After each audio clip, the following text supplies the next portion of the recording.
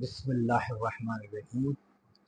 آج میں آپ سے ایک بہت بڑی خوشخبری جو نبی پاک صلی اللہ علیہ وسلم نے اپنی امت کو دی وہ شیئر کرنے کے لیے جا رہا ہوں۔ جنت کے حصول کو اس حدیث میں جس طرح آسان بنایا گیا ہے، اس کے بعد جنت کا حصول کسی بھی مسلمان کے لیے مشکل نہیں رہا۔ میں حدیث نمبر 1397 صحیح بخاری کی اور صحیح مسلم میں یہ حدیث ہے 107، اس کا ریفرنس دے رہا ہوں۔ یہ حدیث جو ہے حضرت ابو ہریرہ رضی اللہ تعالی عنہ نے سے جڑی ہوئی ہے۔ حضرت ابو ہریرہ رضی اللہ تعالی عنہ فرماتے ہیں کہ نبی پاک صلی اللہ علیہ وسلم کے پاس ایک دفعہ ایک دیہاتی آیا اور اس نے کہا، یا رسول اللہ، مجھے کوئی ایسے عمل بتا دیجئے جس کے کرنے سے جس کو میں ہمیشہ کرتا رہوں اور میں جنت میں چلا جاؤں۔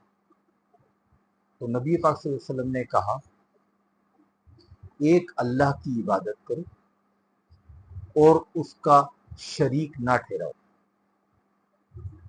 اس کے بعد آپ نے کہا، فرض نماز کی ادائیگی کرو، فرض زکوٰۃ دو اور فرض روزوں کا اہتمام کرو۔ دیہاتی یہ سننے کے بعد نبی پاک صلی اللہ علیہ وسلم سے مخاطب ہوا کہ یا رسول اللہ، میں ان تمام عملوں کو اسی طرح کروں گا جس طرح آپ نے بتایا اور اس میں کوئی زیادتی نہیں کروں گا۔ یہ کہہ کے جب وہ جانے لگا تو نبی پاک صلی اللہ علیہ وسلم نے صحابہ اکرام سے کہا کہ تم میں سے کسی شخص نے جنتی شخص کو دیکھنا ہے؟ اگر دیکھنا ہے تو یہ وہ شخص جو جا رہا ہے وہ جنتی۔ تو میرے دوستوں، اس میں بات صرف اتنی سی ہے، کسی فرقے کی ضرورت نہیں۔ نبی پاک صلی اللہ علیہ وسلم نے یہ نہیں کہا کس فرقے میں چلے جانا۔ آپ نے کوئی نوافل نہیں بتایا کہ فلاں شب قدر میں یا فلاں وقت میں یہ نوافل پڑھ لینا۔ آپ نے کوئی تہجد کا ذکر نہیں کیا۔ آپ نے کوئی سخت عبادات کی نوید نہ دی، بلکہ جو اس دین کے بیسک ارکان ہیں ان کی ادائیگی کے لیے کہا اور جنت کی بشارت دے دی۔ اب یہ بشارت کسی عالم نے نہیں دی، کسی پیر فقیر نے نہیں دی، کسی ولی اللہ نے نہیں دی، یہ دی نبی پاک صلی اللہ علیہ وسلم، جس کی ضمانت روز محشر بھی آپ کی دعا سے ہی ہمیں نجات ملے گی، اور دنیا میں رہتے ہوئے بھی آپ نے وہ شارٹ کٹ دے دیا جس پہ عمل کر کے ہم اپنی آخرت سنوار سکتے۔ بس جس چیز کا خیال رکھنا ہے وہ ایک ہے کہ یہ چاروں عمل سچ کے دل سے صرف اللہ کے لیے، اور اس میں کوئی دنیاوی پہلو جو ہے وہ نہ آتا ہو۔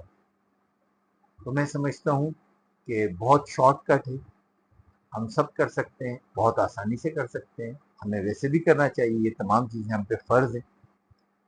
تو اگر ہم ان چار اراکین کو سب کے دل سے کر لیں اور پانچواں پلر جب ہمیں اللہ تعالیٰ مال عطا کرے اور ہم صاحب حیثیت ہوں تو یقیناً حج بھی ہم اس کے ساتھ کریں، تو اللہ تعالیٰ ان اعمال کی برکت سے ایک مسلمان کو جنت عطا کر دے۔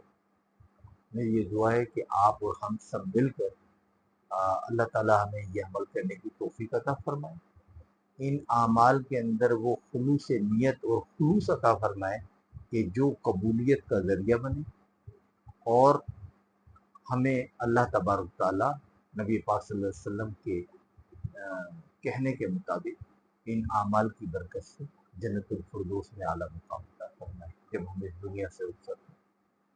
آمین ثم آمین۔ السلام علیکم۔